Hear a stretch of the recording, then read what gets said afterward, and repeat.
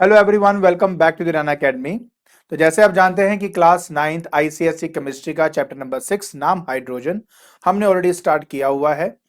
इसका जो part A है एक्चुअली हमने वो स्टार्ट कर लिया था और उसके रिलेटेड हमने 2 वीडियोस ऑलरेडी अपलोड कर दी हैं। अगर आपने वो नहीं देखी तो जाके पहले आप वो देखें, क्योंकि उसी सीक्वेंस के साथ ही आपका थर्ड वीडियो है। और हाँ, आज के लेक्चर के बाद ये आपका पार्ट ए की थ्योरी है वो खत्म हो जाएगी। और ऊपर जितने भी चैनल और जो पेजेस दिए गए हैं उनके जो लिंक्स है वो हमने डिस्क्रिप्शन बॉक्स में डाल दिए हैं। तो बिना कोई टाइम वेस्ट किए चलिए शुरू करते हैं।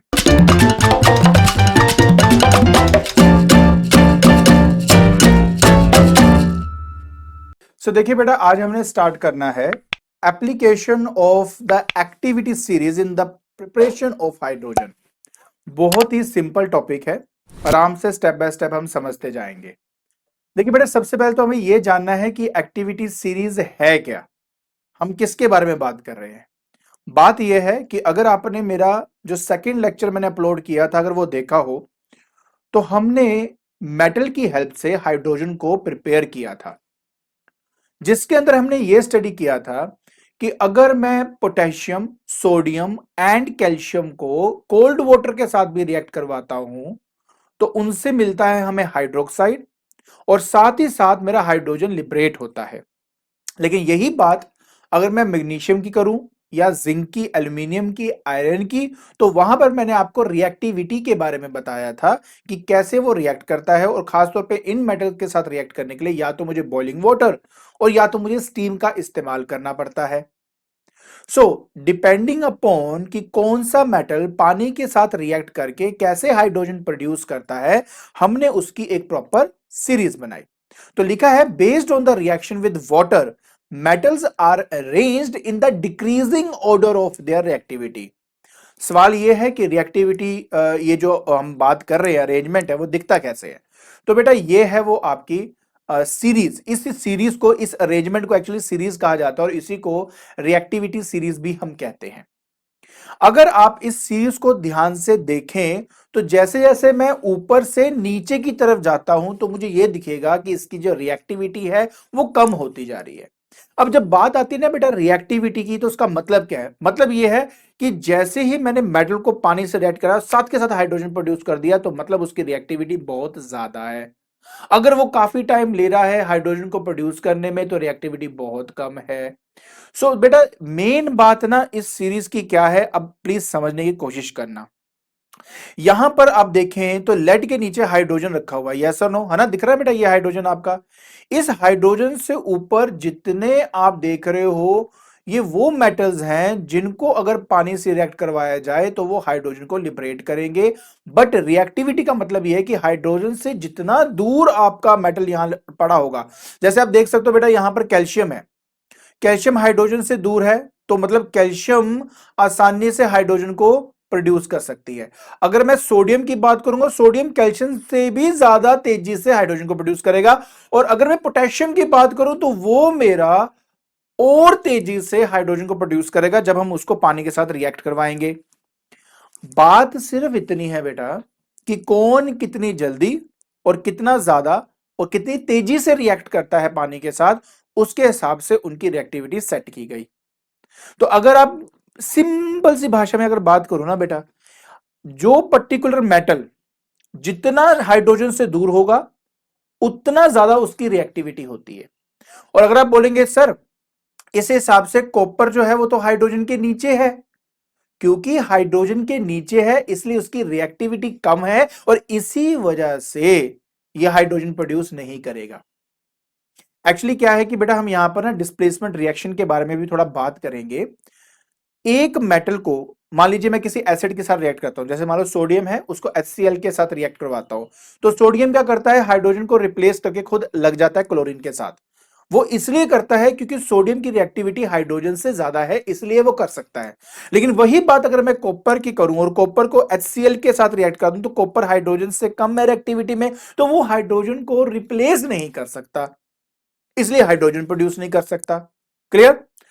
अब पता क्या बात है बेटा, मुझे काफी स्टूडेंट हमेशा ये कहते हैं कि सर ये ना बहुत बड़ी सीरीज होती है और हमें ये याद नहीं होती, तो हम कैसे इसको याद करें? उसके लिए बेटा एक छोटा सा यहां पे मैंने आपको लिख कर दिया है, अगर आप इस तरीके से याद करना चाहो तो आसानी से याद कर पाएंगे। जैसे कि यहां पे लिखा है बेटा काशी नाथ का माली, ठीक है, आलू जरा फीके पकाता है, ठीक है, कौन है आगे आओ। तो अगर आप इस तरीके से इसको याद करेंगे तो सारा सीरीज आई थिंक आपको याद हो जाएगा। मेरे हिसाब से ये सिंपलेस्ट वे है याद करने का, और ये काफी पॉपुलर वे भी है याद करने का। अगर आप ऐसे याद कर लोगे तो आई डोंट थिंक कभी कोई प्रॉब्लम आएगी।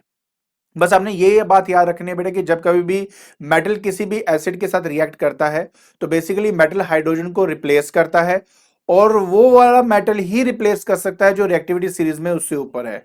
तो अब इसके रिलेटेड हम कुछ इंपॉर्टेंट पॉइंटर्स भी देख लेते हैं। सबसे पहला पॉइंट ये है बेटा कि the arrangement of metals in the decreasing order of reactivity in the form of series called the activity और रिएक्टिविटी सीरीज ऑफ मेटल्स।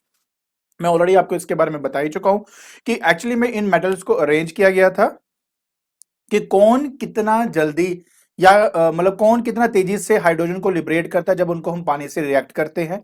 तो उसके हिसाब से बेटा ये सीरीज बनाई गई है। जैसे जैसे आप ऊपर से नीचे की तरफ जाएंगे तो इसकी जो रिएक्टिविटी है वो कम होती जाएगी, ये बात हमेशा याद रखनी है। फिर दूसरे पॉइंटर की अगर मैं बात करूं, कहता है वैसे तो हाइड्रोजन एक नॉन मेटल है, या देखो वो मेटल की तरह भी बिहेव करता है, नॉन मेटल की तरह बिहेव भी करता है। अगर आपको याद हो तो मैंने इसकी कंट्रोवर्सी के बारे में बताया था, सबसे पहली वीडियो के अंदर मैंने इसके बारे में बताया था। सो मैंने आपको कहा था बेटा कि कभी कभार ये हेलोजन फैमिली की तरह भी काम करता है, कभी कभी ये एल्कली जो होता है आपके पास जो फर्स्ट ग्रुप वन मेटल्स है उनके तरह भी बिहेव करता है। क्यों? क्योंकि इसके आउटर शेल में एक इलेक्ट्रॉन होता है, वो आसानी से अपना वो एक इलेक्ट्रॉन देके पॉजिटिवली चार्ज आयन की तरह बिहेव कर सकता है, ठीक है।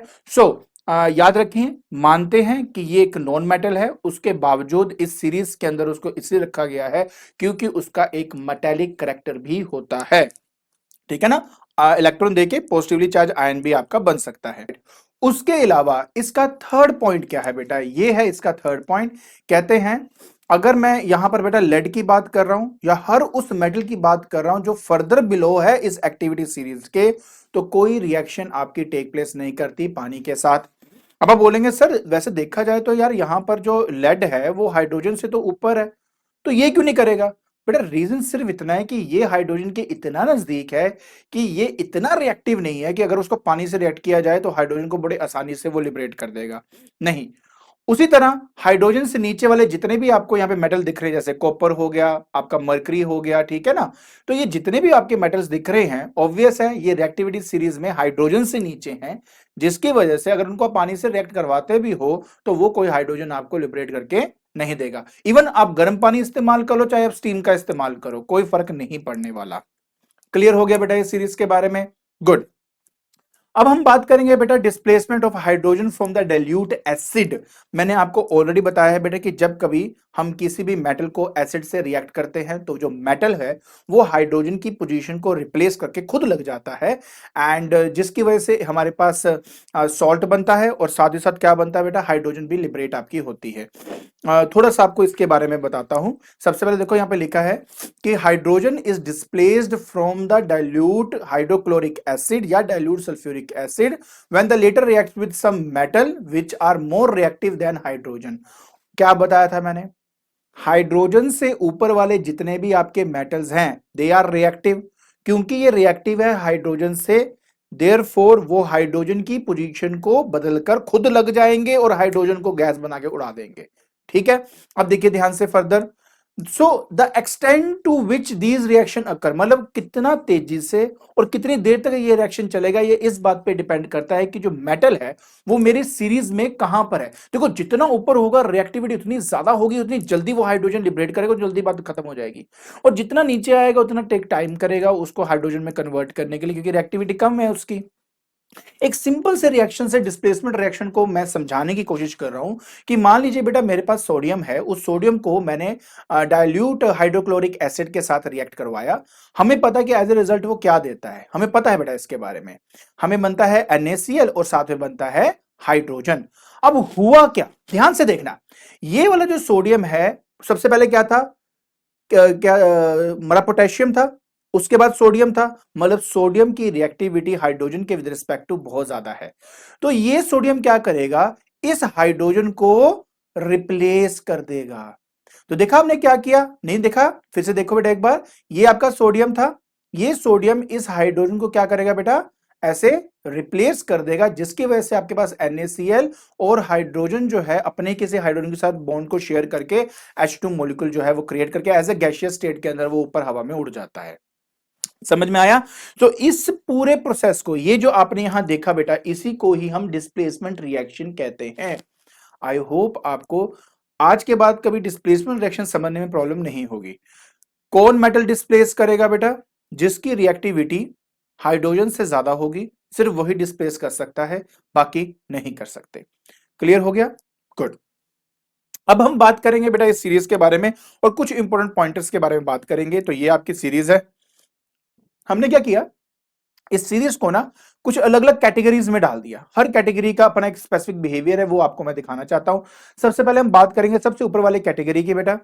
यहां पर जब इनमें से किसी को भी हम रिएक्ट करवाते हैं अपने डाइल्यूट एसिड के साथ, तो वो बहुत तेजी और जल्दी से और वॉयलेंटली रिएक्ट करता है मेरे एसिड के साथ और हाइड्रोजन को लिबरेट करता है। If you remember, I have already told you बेटा कि ये जितने भी आपके मेटल्स हैं, they are highly reactive in nature, और इसलिए ये एक्सोथर्मिक रिएक्शन होती हैं। बहुत ज्यादा अमाउंट ऑफ हीट जो है वो प्रोड्यूस होता है इन रिएक्शंस के अंदर, तो बहुत जल्दी सब कुछ होता है। तो ये क्योंकि इनकी रिएक्टिविटी ज्यादा है। अच्छा, जहां तक बात करता हूं मैग्नीशियम की, एल्यूमिनियम की, जिंक की, इनमें हाँ ये भी करते हैं, बट इतना ज्यादा नहीं करते तेजी से जितना वो ऊपर वाले तीन आपके करते हैं। ठीक है, अगर इनकी बात करूं तो आराम आराम से बेटा ये क्या करते हैं, अपने सॉल्ट को प्रोड्यूस करते हैं, बिकॉज इनकी रिएक्टिविटी कम है एज कंपेयर टू ऊपर वाले दो ग्रुप के। सबसे नीचे वाले की बात करूंगा तो ऑब्वियस है कि ये हाइड्रोजन को डिस्प्लेस करेगा ही नहीं, क्योंकि इसकी रिएक्टिविटी हाइड्रोजन से कम होती है। तो कॉपर और मरकुरी की बात की जाएगी तो ये बिल्कुल भी हाइड्रोजन को नहीं प्रोड्यूस करेंगे अगर उनको किसी एसिड के साथ रिएक्ट करवा दिया गया। आई होप आपको ये बात जरा समझ में आ गई होगी। गुड। सो अब बेटा मैं आपको कुछ रिएक्शंस के बारे में बताऊंगा। ठीक है, कि मैग्नीशियम हो गया, एल्यूमिनियम हो गया, आयरन हो गया, ये किस तरह से रिएक्ट करते हैं और क्या प्रोड्यूस होता है, सब बातें बेटा हमने इसके बारे में करनी है। तो सबसे पहले हम इसको रीड आउट करेंगे। सबसे पहले क्या था कि when the dilute sulphuric acid और dilute hydrochloric acid react with metal above the hydrogen in the activity series. देखो यार, वही सारी बातें जो मैं ऑलरेडी बता चुका हूं, बस एक बार आपको दिखा रहा हूं कि क्या क्या लिखा हुआ है, सो दैट कि आपको फिर से याद हो जाए अच्छे से। तो मैंने कहा था ना बेटा, above the reactivity series, so hydrogen is produced, but in the case of the metal below the hydrogen in the activity series like copper, silver, etc., this does not happen, क्योंकि इसकी रिएक्टिविटी हाइड्रोजन से कम होती है। दूसरा point है, magnesium, aluminium, zinc, iron react करते हैं HCl या H2SO4 के साथ, ताकि वो अपने रिस्पेक्टिव सॉल्ट्स बना सके और साथ में हाइड्रोजन को लिबरेट कर सकें। क्लियर? एग्जांपल देता हूं बेटा। सबसे पहले हम बात करते हैं किसी भी मेटल की, अगर वो एसिड से रिएक्ट करेगा तो सॉल्ट प्रोड्यूस करेगा और सॉल्ट के साथ हाइड्रोजन जो है वो लिबरेट करेगा। सिंपल एग्जांपल मैग्नीशियम से शुरू करने जा रहा हूं। देखिए बेटा, मैग्नीशियम MgHCl क्या है, ये आपका हाइड्रोक्लोरिक एसिड है बेटा आपका। इससे रिएक्ट करेंगे जो MgCl2 वो इसका सॉल्ट हो गया, साथ में बेटा हाइड्रोजन है। HCl की जगह पे मान लो मैंने H2SO4 ले लिया, तो MgSO4 बना देगा, जो कि फिर से सॉल्ट है हमारा और हाइड्रोजन लिबरेट करेगा। सेम एल्यूमिनियम करने वाला है, सेम आपका जिंक करेगा बेटा, ठीक है, और सेम आपका आयरन करता है। तो कहने का मतलब यह है बेटा कि सबके अंदर एक ही चीज है कि वो क्या बनाएगा, अपना सॉल्ट बनाएगा और साथ में उसका हाइड्रोजन प्रोड्यूस होगा। बस रिएक्शन को बैलेंस करने में गलती मत करना, वो मेन चीज है, उसका ध्यान रखना, बाकी कोई प्रॉब्लम है ही नहीं है। ठीक है, तो चाहे अगर आप HCl लेते हो तो MgCl बन जाएगा, SO4 लेते हो तो MgSO4 बन जाएगा आपके पास। ठीक है, तो इन बातों का ध्यान रखना, उनकी वैलेंसी का ध्यान रखना। आई डोंट थिंक यार कि इन रिएक्शंस में कोई इतनी बड़ी प्रॉब्लम आएगी। मेन बात क्या पकड़नी है, मेन बात ये पकड़नी है जी कि मैग्नीशियम ले लो, जिंक ले लो, एल्यूमिनियम ले लो, आयरन ले लो, इनकी रिएक्टिविटी ऑफ कोर्स ऊपर वाले जो पोटेशियम सोडियम से कम जरूर है, लेकिन अगर उनको हम किसी एसिड के साथ रिएक्ट कराएं तो सॉल्ट तो बनेगा ही, बट साथ में हाइड्रोजन भी आपकी लिबरेट होती है। क्लियर हो गया इन सभी के अंदर? आगे चलते हैं। फिर इन लेबोरेटरी, यही बात याद रखना बेटा, मैंने क्या बोला यहां पे, इन लेबोरेटरी अगर मुझे हाइड्रोजन को प्रोड्यूस करना है तो हम ज्यादातर जिंक का इस्तेमाल करते हैं। अब सवाल यह है कि अभी तो सर आपने बताया कि डिफरेंट मेटल के साथ भी हम हाइड्रोजन को प्रोड्यूस कर सकते हैं, तो जिंक का ही क्यों ज्यादातर इस्तेमाल किया जाता है, क्यों उसको एज ए प्रेफर मेटल माना जाता है हाइड्रोजन को प्रोड्यूस करने के लिए? उसके कुछ फॉलोइंग रीजंस हैं, एक एक करके बेटा हम वो चीज स्टडी करने वाले हैं। तो सबसे पहला बेटा यह है कि sodium and potassium they are highly reactive in nature. क्योंकि वो बहुत वॉयलेंटली रिएक्ट करते हैं मेरे एसिड के साथ, इसलिए हम उसको क्या करते हैं, थोड़ा सा अवॉइड ही करते हैं। दूसरा, कैल्शियम एंड मैग्नीशियम की बात करें, एक्सपेंसिव है, तो लेबोरेटरी के अंदर मुझे अगर रिएक्शंस करनी है तो अगर ये ज्यादा एक्सपेंसिव हुआ तो ऑब्वियस है डिफिकल्ट फॉर अस कि बार बार उसको खरीदे और बार बार इसको यूज करें। तो जिंक थोड़ा चीप होता है एज कंपेयर टू हमारा कैल्शियम एंड मैग्नीशियम के लिए, इसलिए हम जिंक का इस्तेमाल करते हैं। उसके अलावा एल्यूमिनियम क्यों नहीं करते? एल्यूमिनियम की सबसे बड़ी प्रॉब्लम यह है कि वो एल्यूमिनियम ऑक्साइड बनाता है, जो कि उसके ऊपर ऐसे कोटिंग लग जाती है एल्यूमिनियम के, जिससे वो मेरा फर्दर जो रिएक्शन होता है ना, जिससे हाइड्रोजन प्रोड्यूस, जिससे देखो एल्यूमिनियम जो है वो जब रिएक्ट करेगा HCl के साथ तभी तो आपके पास ऑक्साइड एंड हाइड्रोजन बनाएगा ना। ये एल्यूमिनियम ऑक्साइड जैसी बनता है ना, ये उस एल्यूमिनियम के ऊपर ना परत की तरह चढ़ना शुरू हो जाता है और उसका कांटेक्ट एसिड से तोड़ देता है, जिसकी वजह से वो फर्दर मेरे एसिड से रिएक्ट नहीं करता एल्यूमिनियम और हाइड्रोजन प्रोड्यूस नहीं होता। इसलिए हम एल्यूमिनियम का भी अच्छे तरीके से इस्तेमाल नहीं कर सकते हाइड्रोजन की प्रोडक्शन के लिए। क्लियर? अब आ जाती है आयरन की बात। आयरन ना, अगर आप देखो ना, सभी में से आयरन सबसे ज्यादा कम रिएक्टिव होता है, इसलिए पहले तो उसको अच्छी तरह गर्म करना पड़ता है, फिर उसमें से स्टीम पास करनी पड़ती है, तब जाके ये सब कुछ हाइड्रोजन प्रोड्यूस होता है। लेकिन प्रॉब्लम वाली बात यहां पे ये भी है, हाइड्रोजन जो प्रोड्यूस होता है वो प्योर नहीं होता। क्यों? क्योंकि उसमें कुछ ट्रेसेस या कुछ इंप्योरिटी आपको हाइड्रोजन सल्फाइड की या सल्फर डाइऑक्साइड की आपको मिल जाती है। तो अब फिर मतलब वही वाली बात होगी ना, पहले मैंने हाइड्रोजन बनाया फिर इंप्योरिटी हटाई, यही काम करते थोड़ा रहेंगे। तो बेस्ट ऑप्शन है कि जिंक का इस्तेमाल करें। फिर मन में आता है सर लेड, लेड की भी वही प्रॉब्लम है। जो लेड है ना, जब हम उसको रिएक्ट कराते हैं डाइल्यूट सल्फ्यूरिक एसिड या हाइड्रोक्लोरिक एसिड के साथ, इनसोल्यूबल कोटिंग बनाता है लेड सल्फेट या लेड क्लोराइड की, जो आपकी रिएक्शन को फर्दर रोक देता है। मैंने बताया ना, कोटिंग लगने की वजह से यार ये हो नहीं पाता, प्रॉब्लम यहां पे ये आ जाती है। ठीक है, अब जैसे मैं आपको ऑलरेडी बता चुका हूं मेरी रिएक्टिविटी सीरीज के बारे में, हाइड्रोजन से नीचे वाले मेटल जो हैं वो कभी भी मेरे हाइड्रोजन को प्रोड्यूस नहीं कर सकते। इसलिए यहां पे लिखा हुआ है hydrogen cannot be prepared from metals that are below it in the activity series of metals. Example देता हूं, मेरे पास यहां पे कॉपर है, मेरे पास यहां पे HCl है। क्या लगता है कि क्या यहां पे रिएक्शन टेक प्लेस करेगी कि नहीं करेगी? वैसे तो आप में से कई ने आंसर दे दिया होगा, लेकिन मैं आपको दिखा देता हूं। ये मेरी सीरीज है।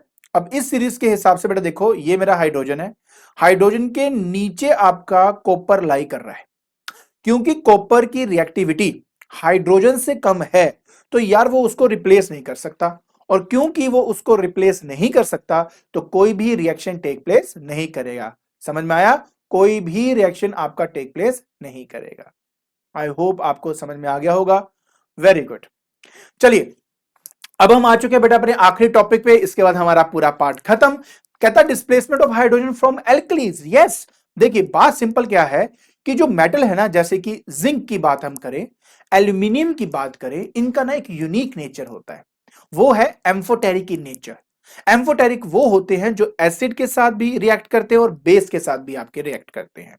ठीक है, अब होगा क्या, मैं आपको पहले वो समझाता हूं। राइट, देखिए, तो जब कभी भी जिंक को या लेड को या एल्यूमिनियम को लिया जाता है और उनको रिएक्ट कराया जाता है एल्कली के साथ, और हां एल्कली यहां पे कैसे लेना है, हॉट एंड कॉन्सेंट्रेटेड लेना है आपने, तभी जाके ये सब चीजें टेक प्लेस कर पाएंगे। तो उस केस में हाइड्रोजन लिबरेट होती है, लेकिन साथ साथ सॉल्ट भी प्रोड्यूस होता है। तो हमें पता होना चाहिए बेटा कौन सा सॉल्ट प्रोड्यूस होने वाला है। कैसे करेंगे? सबसे पहले मेरे पास आता है बेटा, देखो यहां पे मेटल पाउडर फॉर्म में लिया है एम्फोटेरिक के नेचर के अंदर, उसको रिएक्ट कराया गया एल्कली के साथ जो कि हॉट एंड क्या है, कॉन्सेंट्रेटेड सोल्यूशन है आपका। उसके बाद वो सॉल्ट प्रोड्यूस करेगा और एज ए रिजल्ट बेटा हमारे पास हाइड्रोजन जो है वो मिल जाता है। क्लियर? नहीं आया समझ में? रिएक्शन चाहिए। देखिए, अगर जिंक को मैं रिएक्ट कराता हूं अपने NaOH के साथ, जो कि सोडियम हाइड्रोक्साइड है, जो कि एल्कली है, हॉट एंड कॉन्सेंट्रेटेड फॉर्म में लिया गया है। जैसे रिएक्ट कराऊंगा तो मुझे मिलता है बेटा सोडियम जिंकेट और साथ में प्रोड्यूस होता है मेरा हाइड्रोजन। ये बेटा याद रखना, एम्फोटेरिक वालों में ऐसे वाली चीजें बनती है। मैंने आपको बहुत डिटेल में सब समझाया हुआ, बट फिर भी ध्यान से चीजों को समझा करो यार, कि जिंक है, एल्कली है तो यह वो सोडियम जिंकेट प्रोड्यूस होगा। सोडियम जिंकेट का मतलब Na2ZnO2, बस सिंपल सी बात। फिर हमारे पास आता है बेटा Zn। अब मैं Na की जगह पे K डाल दूंगा तो क्या बन जाएगा, पोटेशियम जिंकेट बन जाएगा आपके पास, बस सेम चीज, और साथ में हाइड्रोजन आपका लिबरेट हो जाएगा। अब लेड की बात कर लेते हैं। लेड को अगर मैं NaOH से अपना रिएक्ट करवाता हूं तो क्या बनता था बेटा, याद है, सोडियम प्लम्बाइट, और साथ में बनेगा बेटा आपके पास दैट इज H2। और उसके बाद लेड को अगर मैं पोटेशियम से मिला दूं तो बनेगा पोटेशियम प्लम्बाइट, ठीक है, और साथ में हाइड्रोजन तो है वो तो आपका बनेगा ही बनेगा। तो ये तो बेटा हमने इनके मेटल्स के बारे में बात करी है। और इवन हाँ, एल्यूमिनियम तो रह ही गया। एल्यूमिनियम देख लीजिए बेटा, एल्यूमिनियम जो है अगर NaOH के साथ रिएक्ट कराऊं, अब यहां पर बेटा दो तरह के रिएक्शंस दिखाऊंगा। एक मैं उसको फ्यूज स्टेट में रखा है, फ्यूज का मतलब होता है कि NaOH को मोल्टन स्टेट में लेकर फिर मैंने एल्यूमिनियम से रिएक्ट करवाया। उस टाइम क्या बनता है, वो होता है बेटा सोडियम एल्यूमिनाइट, एल्यूमिनाइट बोलते हैं इस चीज को, और साथ में बेटा हाइड्रोजन आपका प्रोड्यूस होगा। लेकिन अगर उसी को मैं एक्सेस ऑफ NaOH के साथ रिएक्ट करवा दूं, मतलब मेरे पास सोल्यूशन है, उस सोल्यूशन के अंदर मैंने क्या किया, एक्सेस अमाउंट ऑफ NaOH मिला दिया, तो उस केस में आपके पास बनता है सोडियम मेटा एल्यूमिनेट। प्लीज याद रखें, फ्यूज स्टेट के अंदर है तो सोडियम एल्यूमिनाइट, और अगर एक्सेस अमाउंट के अंदर NaOH से रिएक्ट करवा दो तो सोडियम मेटा एल्यूमिनेट तैयार होता है। ऑफ कोर्स बेटा हाइड्रोजन तो बनेगा ही बनेगा। रिएक्शंस याद रखना, बैलेंसिंग याद रखना, याद नहीं मतलब करके देखना, याद थोड़ा ना करते होते, सीखते होते कि हो क्या रहा है, ठीक है। एल्यूमिनियम फिर से पोटेशियम हाइड्रोक्साइड, ऑफ कोर्स अगर एक्सेस अमाउंट में ले रहा हूं तो मेरे पास बनेगा यहाँ पे पोटेशियम मेटा एल्यूमिनेट, और साथ में बेटा हमारा तो ऑब्वियस है हाइड्रोजन तो लिबरेट होना ही होना है यहाँ पे, ठीक है। तो अभी तक हमने बात करी मेटल को लेके, अब हम बात करेंगे उनके हाइड्रोक्साइड्स या ऑक्साइड्स की बात करेंगे। मैंने ऑलरेडी आपको बताया, अगर मैं जिंक, लेड, एल्यूमिनियम के ऑक्साइड्स या हाइड्रोक्साइड का इस्तेमाल करता हूं, वो होते हैं एम्फोटेरिक इन नेचर। और एम्फोटेरिक का बेसिकली मतलब क्या होता है बेटा, कि वो आपके बेस के साथ भी रिएक्ट करते हैं, एसिड के साथ भी रिएक्ट करते हैं, और हमें सॉल्ट एंड वाटर देते हैं। क्लियर। सो देखिए, तो मेरे पास ZnO है, जिंक ऑक्साइड, मैंने उसको रिएक्ट करा दिया HCl के साथ। याद रखें, पहला आपका बेस था जो NaOH KOH, वो बेसिस थे, अब मैं एसिड के साथ करवा रहा हूं। तो जैसे मैंने इसके साथ रिएक्ट कराया, एज ए रिजल्ट मुझे ZnCl2 प्लस बेटा H2O प्रोड्यूस होता है। ZnO को अगर मैं NaOH के साथ रिएक्ट करता हूं, ध्यान सुना, अगर तो मैंने एसिड से लगाया तो सॉल्ट बना, पानी बना, बेस के साथ किया तो सॉल्ट, अब क्या बनेगा, सोडियम जिंकेट, बताया था ना आपको, प्लस क्या बनेगा आपके पास यहां पर पानी जो है वो प्रोड्यूस होगा। आई होप आपको अच्छी तरह समझ में आ गया होगा बेटा कि एग्जैक्टली आज हमने क्या किया, ठीक है। तो आज के लेक्चर के अंदर हमने हाइड्रोजन का जो ए पार्ट है उसकी सारी थ्योरी खत्म कर दी है। आई होप आपको रिएक्टिविटी सीरीज के बारे में समझ में आ गया होगा और इन रिएक्शंस के बारे में समझ में आ गया होगा। और अगर आपको मेरी वीडियो पसंद आ रही है तो please like it, share it and subscribe it. आज के लिए बस इतना ही। Thank you so much.